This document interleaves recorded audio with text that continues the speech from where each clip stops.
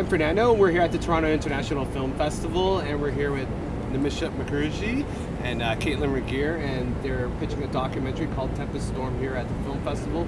Can you please tell us first, how did this project come about, and how did this documentary come about?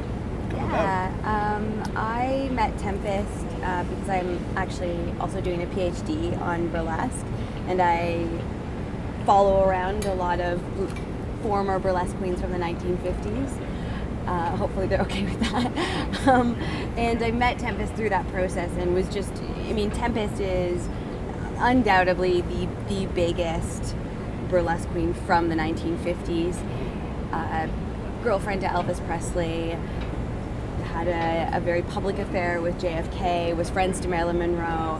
She really is a huge American sex icon, and she had never had a film done about her, and I was really shocked by that. So I knew Nimisha, and Nimisha is just an amazing storyteller, amazing documentary filmmaker. So I brought her this project, and thankfully she said yes. It's a good team. It's a good team. Yeah. Tell us a little bit about the Telefilm pitched this, and you've entered this documentary in this contest. There's 6 finalists, and we were the only documentary selected this year, which was pretty amazing. And it's just an enormous platform since it's associated with TIFF, and it's the industry side of TIFF too. So it's the emerging up and coming projects that are either in production or in development. So for us, it was an enormous opportunity just to promote the film. Absolutely. And can you tell us why you started a campaign with Kickstarter yesterday instead of Indiegogo? Yeah, Kickstarter is, one thing is that we were very excited that Kickstarter was coming to Canada. It started yesterday, and so we were one of the initial projects to launch with it. So that was fun. We like being the first at something. As far as choosing Kickstarter over Indiegogo, Kickstarter is all or nothing, and I think that was really appealing to us because we feel like, and also Kickstarter is more creative project based versus Indiegogo. There are a number of different things and avenues why people use it. Whereas within the film industry, Kickstarter has an amazing reputation, and for us, it seemed like a good fit for our project. Right. Now let's talk a little bit about the whole burlesque scene, especially here in Toronto.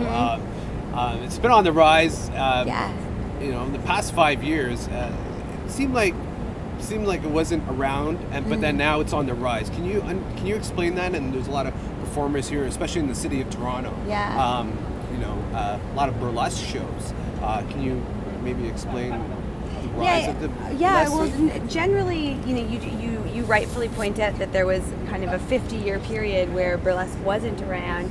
Generally, when we look at burlesque history, we look at 3 periods in burlesque history.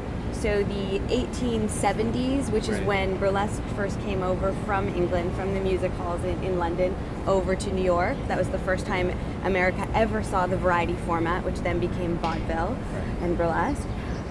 So there's a huge boom then. Then there's also a huge boom that's kind of in the 1930s, 1940s, 1950s, which would have been Tempest era, which is just the love of the variety show. You have comics, you have showgirls, you have feathers, you have glam, and then we move into kind of a bit of a, I don't want to say a dead period, but really the burlesque houses close down.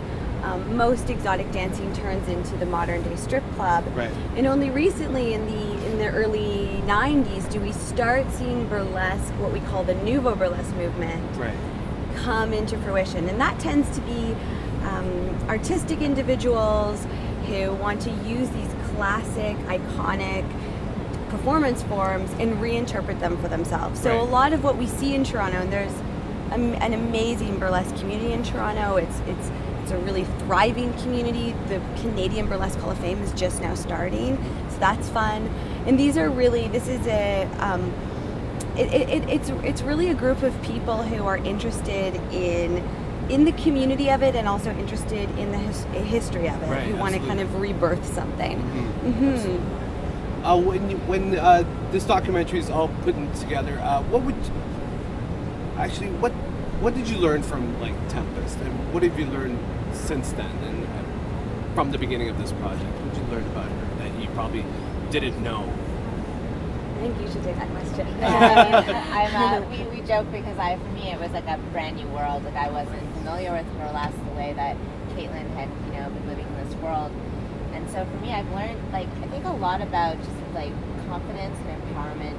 I think the thing about Tempest is she's really, she has a vision of what she wants her life to be, and she really sticks with it. She's kind of unapologetic about it in this really wonderful way. And I think for me, it's been really inspiring. And moving forward with the project, I think we're a team of girls. We feel really privileged that she's given us this access, but we also feel like this is a team of strong women who want to make a creative project together. So it feels really collaborative. Well, thank you so much for your time. Thank you. And come talk to us again when it's all set and done. We'd love to. And we hope you enjoy your time here at the Toronto International Film Festival. Thank you very much. Thanks.